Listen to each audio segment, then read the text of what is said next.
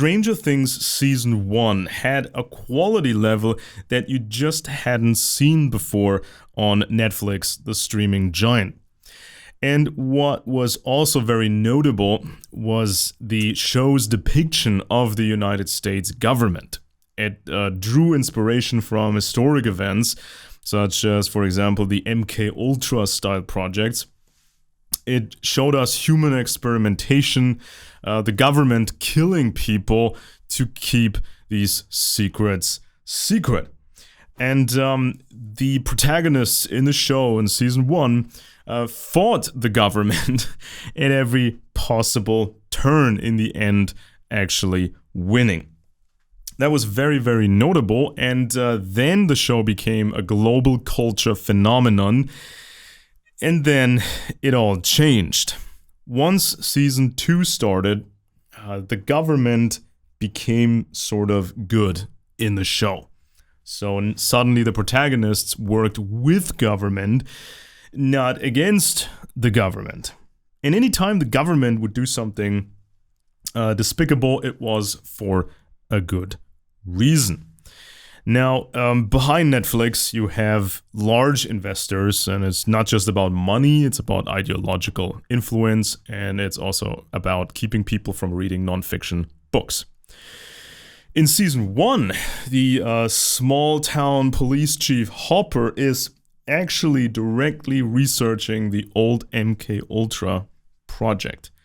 Now, he doesn't have the internet because it's the 80s, so he goes to the local library and looks this stuff up in books. Now, of course, this was something that the government is not too happy about, people researching things that actually happened in books. And it wasn't just MKUltra as an influence for the show Stranger Things. You also had certain experimentations, the men who stare at goats trying to kill goats through telekinesis. Now, I actually met the retired 2-star United States General Albert Stubblebine, who was surprisingly down to earth as a person, and for the most part of his ideas. Now, for the largest part of his career, he was doing enemy reconnaissance and military intelligence. So these crazy projects was just a small fraction of what he was doing. Then somebody invented the Montauk Project. It's a bunch of fantasy where people are making things up, and of course Stranger Things was supposed to be a fantasy show. And every time the government was caught with something like MKUltra, the excuses were always the same. The operation was supposedly small, it was supposedly a failure, and it was supposedly stopped. And usually none of these three things were actually true. Usually these projects were fairly large, they were fairly successful, and they were never truly stopped. So in Season 1 of Stranger Things, the US government is really, really evil. They run Hawkins Lab, they experiment on children, and they murder anybody who gets close to the truth. It was a very, very stern atmosphere in the season. They tried to play it somewhat real, even though it was a fantastical plot. So certain aspects of it felt very real. Whenever the government sends out its agents and they just shoot people. Then Season 2, when Stranger Things was a global phenomenon, in Season 2 the government looks much better. The new director of Hawkins Lab is Dr. Sam Owens, who is much better than his predecessor, Dr. Brenner. And much better than the Russians, who may figure out remote viewing, telekinesis, and the openings of portals to another dimension, the so-called Upside Down. There's a new character who is sort of a conspiracy buff, conspiracy influencer, and he receives secret audio recordings of Dr. Owens, and he suggests a plan to get Hawkins Lab closed. Not by revealing the actual truth, but by watering the story down, because the truth would be too dangerous and the public was too stupid to believe the truth anyway. So there's a marked shift in tone. Suddenly the government, they're the good guys. And you can also tell that the protagonists are acting more and more like spies, like professional intelligence assets. The protagonists of the show are constantly investigating, and they're using false identities. They're using violence. They're improvising. So it may be Police Chief Hopper in season 1, entering the most secretive parts of Hawkins Lab, and he sees all these weird rooms and the kids' toys. Then you see other characters getting information which they shouldn't receive. So the lives of these protagonists are exciting because of these threats, because of the government, because of the Russians, because of the Upside Down. And so there's this camaraderie and there's a sense of adventure because of these problems. So season 2 basically makes Dr. Brenner seem much better than he seemed in season 1. So now MKUltra isn't viewed as a bad thing per se, indirectly. Now these secret experimentations are kind of necessary. Season 3 starts with the Soviets who try to open up a gate to the Upside Down, and the Russians have created a secret military base under the Starcourt Mall in Hawkins, Indiana, in the United States. And now it's these Russian operatives hunting down people and shooting people. It's not these United States agents any longer. Now it's the Russians. So 11 had to make these sacrifices, but they served a higher purpose according to season 3. And Hopper phones up Dr. Owens, the nicer the nicer replacement of Dr. Brenner, to get more help. And Owens appears at a later stage with a group of soldiers to close down the Russian base. And season 3 is much more fantastical. It's nothing really seems realistic. It's more of an entertainment plot. And again, the protagonists are professional spies. They're doing the work of actually the government now. They're the kids and the teenagers. They are infiltrating the Russian base. They're listening to the Russian radio communications. They're finding a way to get into that base. You know, as if they were professionally trained assets from the United States government. They're doing the job the United States government should be doing. So, again, this incredible camaraderie once you're fighting a threat and once you're using these espionage techniques. The lives of the protagonists would be boring if it wasn't for these threats and if it wasn't for this spycraft that they're employing. I mean, imagine where these characters would be. You know, the boys, they would still be sitting in the basement playing D&D. Nancy would lead a boring life. Steve would lead a boring life and become like his father or whatever. If all these things hadn't come to pass, and Jim Hopper would be bored for the rest of his life in a small town. Joyce Byers would be bored in her silly little job. Then, season 4, recently released. Large parts of the plot happen in a Russian prison complex. The Russians have a Demogorgon, and they know more and more about what's going on with the Upside Down. They may even open up portals. So this basically requires the United States government to do this crazy research.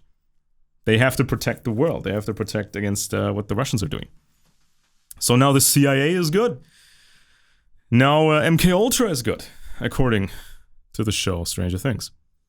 And the way they depict Russia and the Russian prison, that reminds us of the Upside Down. So you see the snow falling slowly.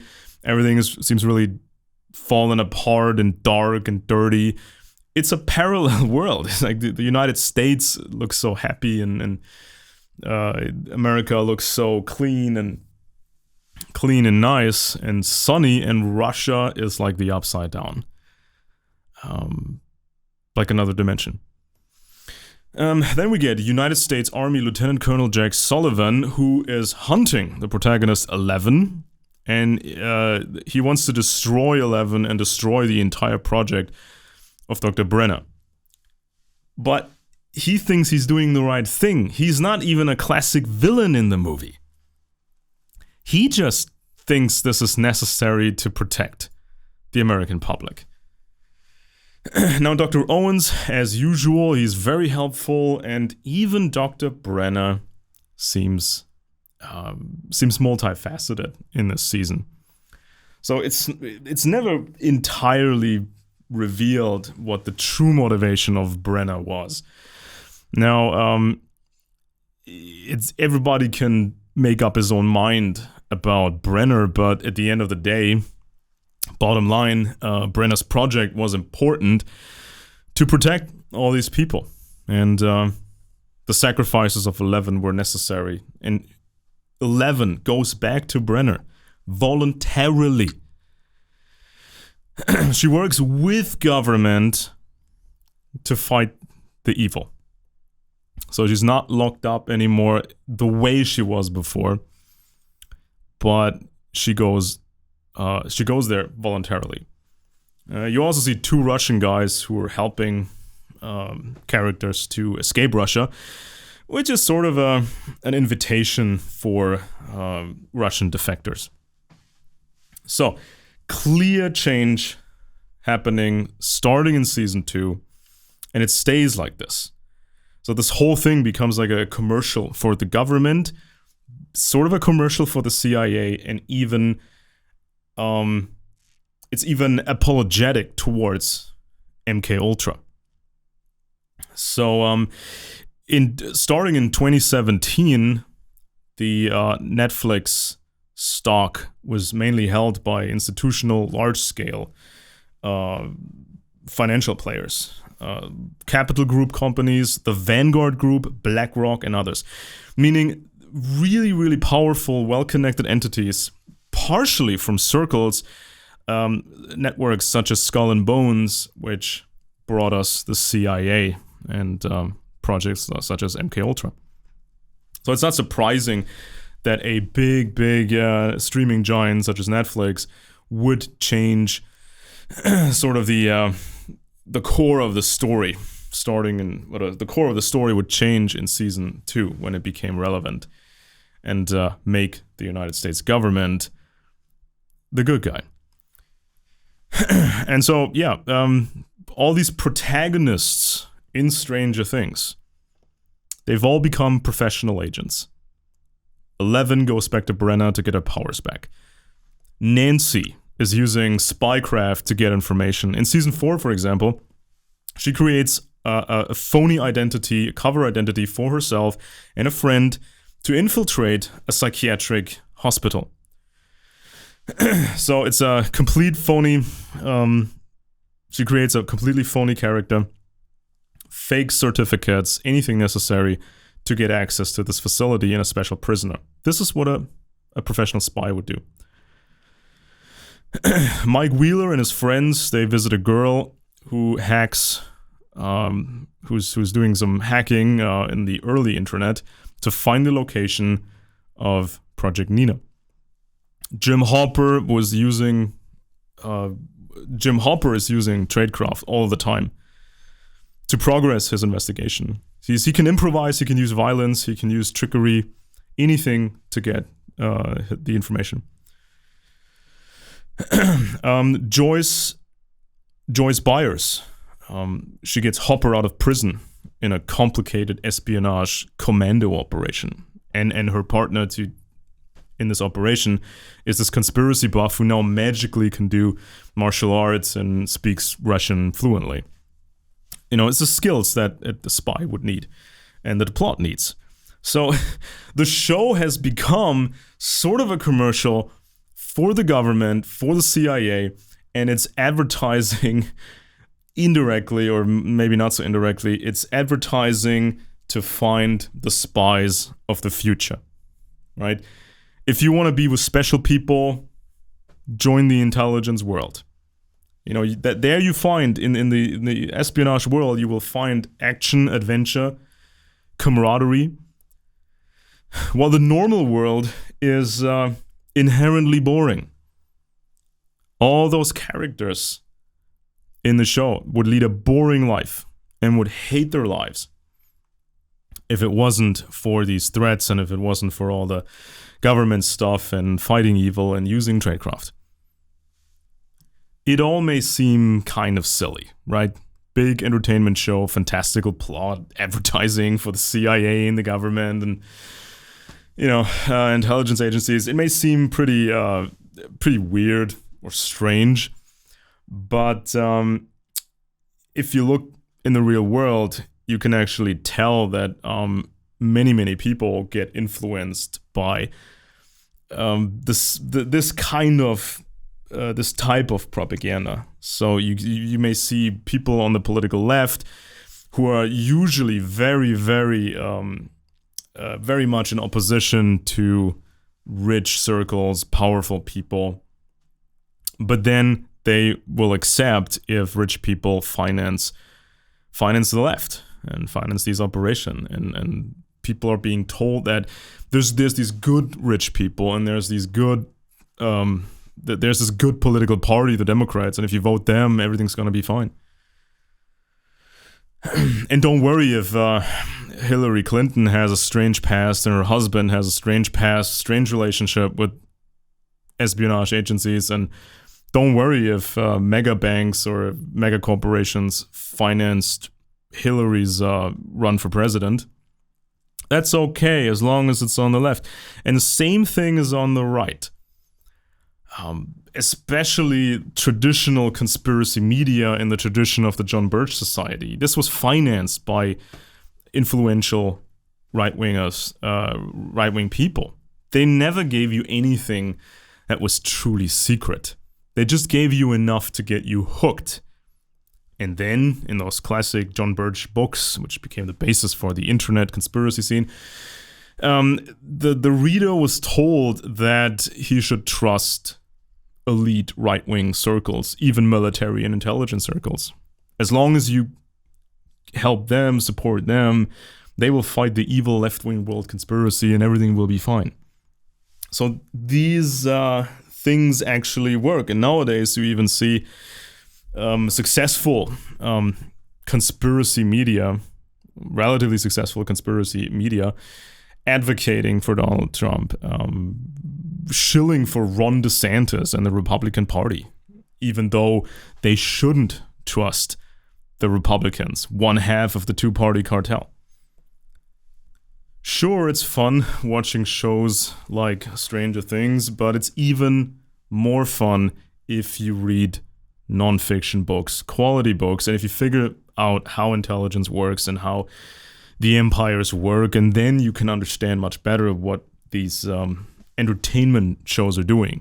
In one of my last videos, I talked about the Star Wars franchise, the original franchise even, and how George Lucas worked for United States intelligence, the information agency, which did all kinds of covert propaganda efforts. And in these efforts, it was determined back then, again during the Cold War, it was determined that propaganda would be ineffective if you painted the United States government if you painted it in a great way. If you're too shameless, too bold, people would reject it. So you have to pretend you're critical of the government and then deliver all these excuses and deliver all these ideas and elements that you want people to absorb. And so in this regard, Stranger Things from season 2 to 4 reminds us of this of Star Wars and George Lucas and what they've done. telling people about rebellions and empires and all these things.